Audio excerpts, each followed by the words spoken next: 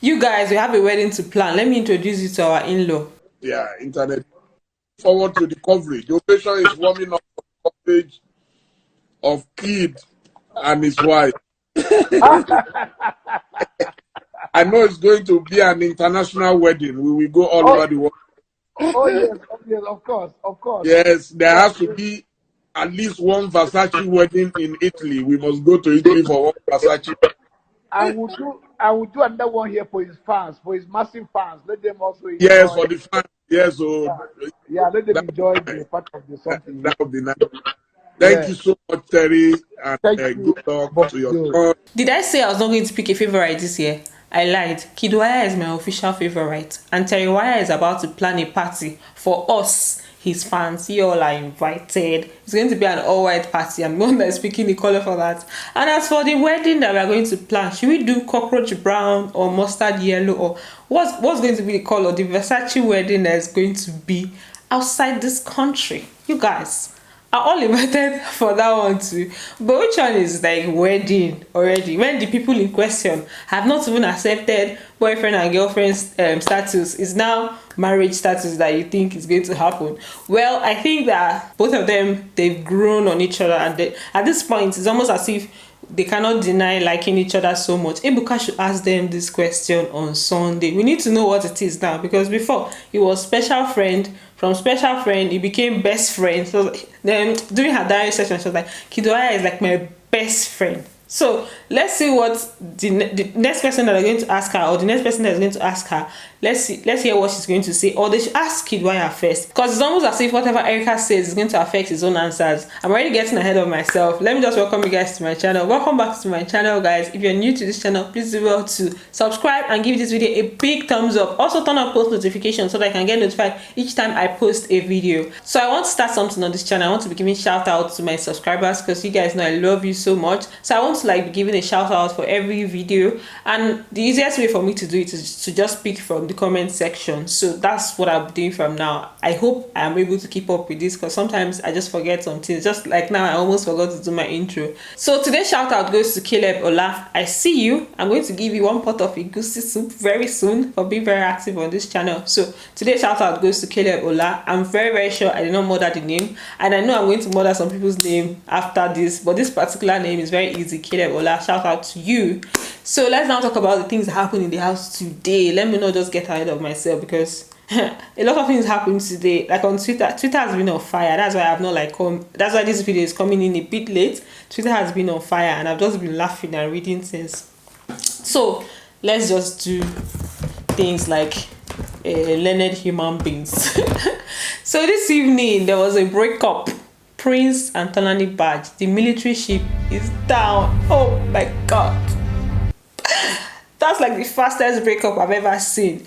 They didn't really show us everything, but apparently Tbaj told Prince that, see, the way it is now, we have to do friendship. It's friendship that we have to do at this point, because apparently you don't really understand me like that, and like this whole thing is not just working like this. So let us just be friends. Then maybe later we can see how things go. Tried to fix over and over, but it seems like it's not working.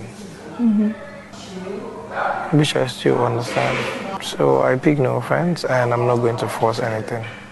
If you say you want to be friends first, and probably try again on later to see if it's gonna work out, then it's cool. Yeah, I think we should do that. You see this Tbaj and Prince ship, yeah? The way I see it, I feel like, first of all, yeah, they don't understand each other so well, or they don't really, or what will I say? I feel like Prince on his own part. Let me talk about Prince first. On Prince's own part, he doesn't like her as much. He likes her, yes, as in just that kind of likeness that you just like somebody, just normal likeness. He likes her normally, but it's not up to that point where you want to make a sacrifice for somebody, because a lot of times it doesn't seem like he wants to go out of his way to do things for her. Then on Tbaj's part, I feel like she did not go about this the right way from the beginning. Like, Second day, I thought they already saying, okay, I don't like you around Watoni. When I see you guys, like there was this major beef between herself and Watoni, and then you're already giving the guy boundaries. Like this guy is still getting to that point where he's trying to get into the relationship, or let me not say relationship, get into what you guys have, and like let you guys start getting close. And then you're already giving him boundaries. And Prince's personality is very, very different. Like he likes to play around, he likes to joke around. If Dorothy was not in that house, and it was just Prince and Tbaj, we will not see Prince's playful side, because most of the time when he's with Tbaj, is either there's one complaint or the other. Even today, so if Tbaj was complaining about the fact that he didn't hug her before going into his room, I'm like, there's always one complaint or the other. So for me, it just felt like she was just pushing everything on him. Like, you're just asking for so much already. Prince, on his own part, I feel like he should have like let her know that I'm not there yet. This is the way I feel. But it's almost as if he has just been trying to hold on. See the way the breakup happened. Sharp, everything just went. So normally, somebody that likes you would. I know that Prince is not that kind of follow person. Like, he doesn't really follow people around. Even when he was with Nengi, if you check during their Saturday night parties, Prince is always like dancing on his own. Maybe he will dance with Tbaj. Like, he's just this free-spirited person. And that's kind of like why Nengi said that she no one won't do again, or that she's going to withdraw from that his matter, that he has so many people that are on his matter. So that's just the way Prince is. He's not a very touchy somebody. Even for Nengi that he likes, he was not very touchy with her. So I feel like he should have told her. That's the part that I feel like maybe because see how boys sometimes the way they behave is like they might be tired of a situation, but they might not want to be the ones to say something. So they will just frustrate you to the point where you now break up. Then I say, okay, I really love you, but what? And you have not been acting like it. So I feel like that's his situation. So now that Tbaj has told him, okay, it's friendship, then he's not going to keep to it. Meanwhile, I had one gist. Hey, God. So a lot of things are happening in this bathroom. There are so many bathroom moments. I did not know that Nengi and Prince had their bath together. Prince said it today while he was having a conversation with Watoni. You guys were really, really close. Yeah. Together. I have anything in mind for her if we're put in the same Having a room. bath together, sir. We did have a bath together just once. Yeah. He was talking about the fact that Nengi no longer like talks to him, and you know how it is now when they're having a conversation. Kayode comes in when they are talking already, so we don't usually know the beginning part. But I know he was talking about the fact that she doesn't talk to him anymore. Watoni was asking questions, and it started with Tbaj's gist before the now entered Nengi's talk. It started with Tbaj's gist. Watoni was just talking about how before there's no way she'd be sitting down with Prince to talk to him like this. Like, they were having normal conversation. It didn't really have anything to do with anybody. But Watoni now brought about the fact that if it's before, she'll not be able to talk to him like this, because she'll be thinking whether maybe Tbaj will feel somehow or something. But now that she has somebody that's Brighto, she can now freely speak to him as a friend, and it's easier for her now. So the whole talk. Then when Prince was now saying that, okay, Nengi doesn't really talk to him anymore, I don't like, for that they are beef, the Nengi and Prince beef. I don't know what brought about the beef. Like, okay, Nengi already told him, okay, I want us to just be friends, nothing more. But I didn't like, it didn't sound like it was about to be a beef scenario. The next thing, they are not talking, she's not talking to him. So according to Prince, said that even when he greets her, that she doesn't respond, because Watoni was saying that, okay, with me too, even when I was avoiding you still came to talk to me about it. That have you talked to her about it? That's Nengi. So it's like, the reason I was still talking to you, that's Watoni, about it, is because at least when I greet you, you answer. But for Nengi, the energy that she's giving him isn't really, it's just completely opposite. So it's like there's no space to like go talk to her about it and stuff. That maybe later he's going to talk to her about it, maybe even when they leave the house. But right now he doesn't feel like he's in that space, or he wants to talk to her now. So the next thing, Watoni was now saying that you guys are really close. I know that there was a time you guys were having your bath together. Prince was not like, it was just once that they had their bath together before they stopped talking. And I'm like, hey, things they happen though inside this house. That things happening, bathroom moments. That I know that a lot of things are happening. I'm not saying they should even show us bathroom moments, because that's like too much invasion of privacy. I like the fact that they stopped showing bathroom moments, don't get me wrong, but I know that things are happening. It's always from gist that we used to hear that things happen, like they are having a bath together and stuff. And you guys, in my last video, if you did not see the bathroom, I showed it in my last video because they showed us a short clip of the bathroom. So imagine that bathroom, 2 people inside. That's like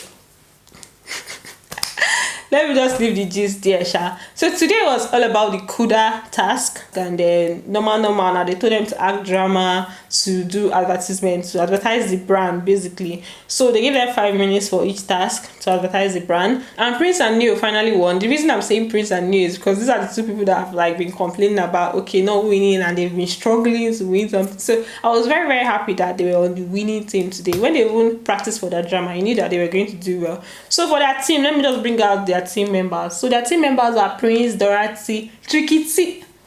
Tricky T. This is his week. Tbaj and Neo. So Prince, Dorothy, Tricky T, Tbaj and Neo. This week is just like so sweet for Tricky T. Imagine if he didn't have this 1 week extra. Imagine, like, he would have lost over almost 1 point something million naira. So the amount of money they gave them, the winning team, is 1 million naira. And they are going to share it between themselves. That's 5 people. That's 200,000 naira. Then they gave another 1 million naira to the remaining housemates. So then they will now find a way to share. That's like 9 of them or so. So all of them will share 1 billion naira. So everybody still got money share. It's not as if it's a win for one person. So everybody still won. So apparently they're going to open an account, CUDA bank account for all of them. I'm like, just send it to their normal account. So they're opening the CUDA bank account for all of them. They're going to put the money inside. So for their presentation, they really did well. Should I give you guys details? I feel like it's not really something you can explain. They just did drama. Then after the drama, they went to the part where they had to untie a knot, and Prince's team had the lead for that one. So that's what helped them win. So for the other teams, let me talk about team 3.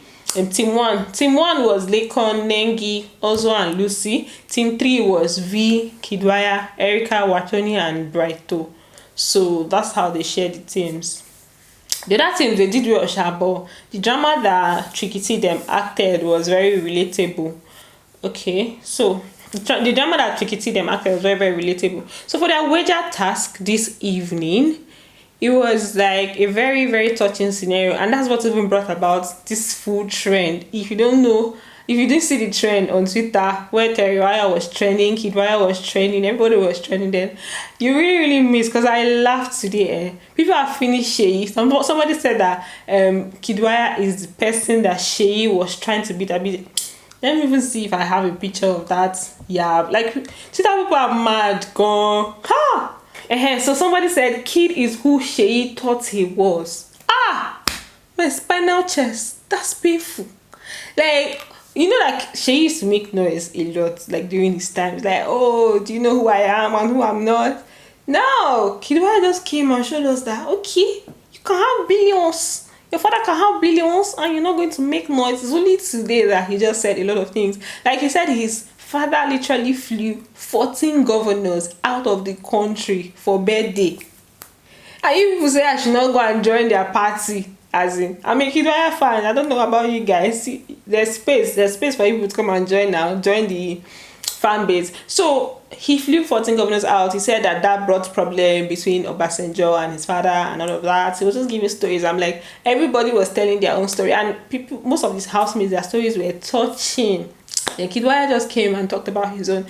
I kind of like the way he is, because I know that everybody has their own issues, yeah, but he comes across like somebody that's just grateful for what he has. Even for those that have money, yeah, they have plenty issues. Like when he was talking about the fact that, oh, he has been in boarding house since he was like very, very young. So imagine that kind of thing. Maybe for his house, he has not really been in touch with, like, you know, when there's so much money, but like the kind of love you're getting, other forms of love is not really like deep, it's just money love. So you might lack in other areas. So, but then he just comes across like, okay, hearing everybody's scenario, it means that, man, I'm blessed too. He was just speaking to all of them, and it's like, oh, I can't even relate to what these people are saying. So the task was for them to talk about like somebody in their life, somebody that they look up to and stuff, somebody that just to give a tribute to somebody.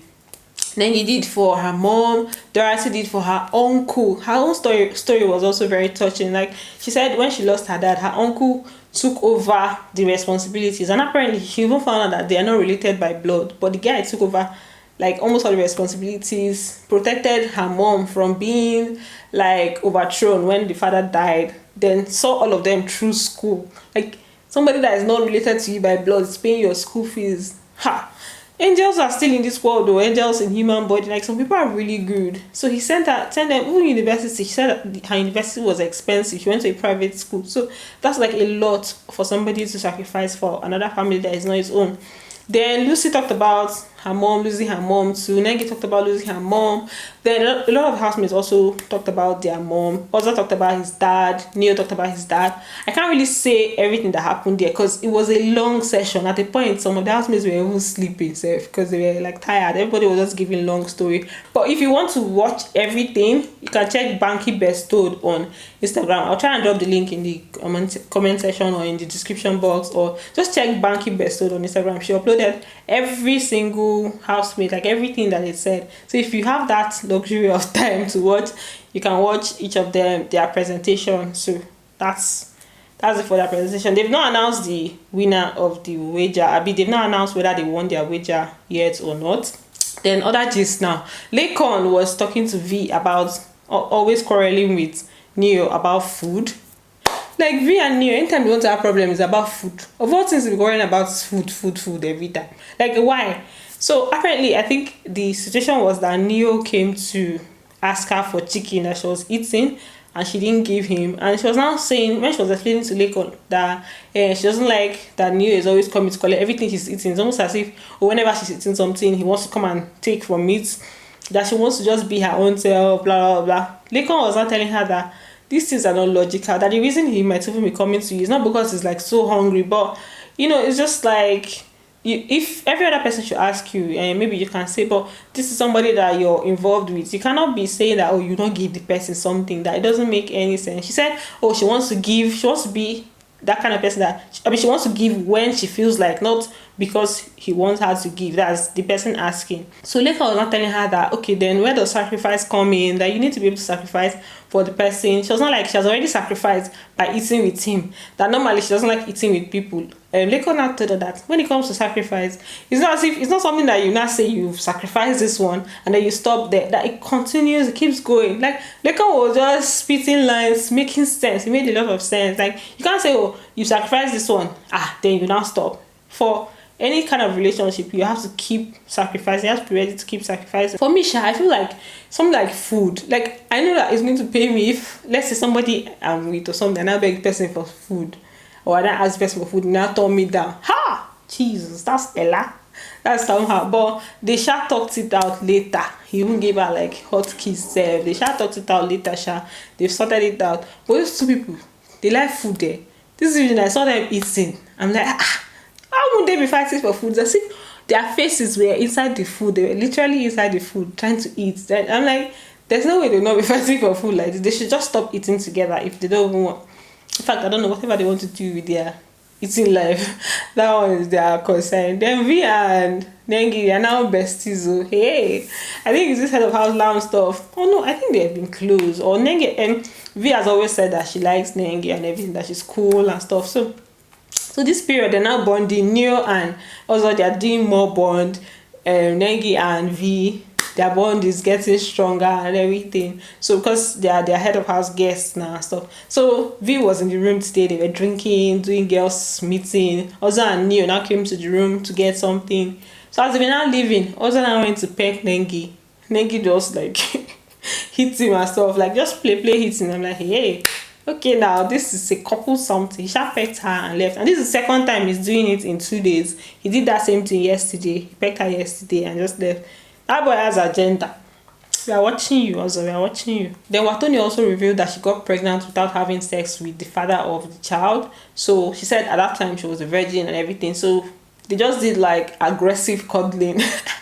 I like that word, aggressive now. They just did aggressive cuddling, and you know how it is now, stuff. If you want to know about people getting pregnant without having sex, you can just check online. It's a thing, it happens, it's very possible. So let's not like say you want to doubt. So apparently she didn't even know until after a while. She was treating malaria, taking different things, and she said the boy still survived. So at the end of the day, they now found out she was pregnant, and that's how she gave birth to the child. There's a video about it on YouTube. I've seen it before, but like, I don't know, I didn't just talk about it. So you can search for Watoni pregnancy, then you're going to see the video, the full video, where she was explaining to one lady about it, and they talked about it. So if you want to know more about it, you can check for it on YouTube. So this is the part where I sign out. If you're still here till this time, please give this video a big thumbs up and subscribe to my channel. I'm going to see you guys in my next video. Bye. Love you.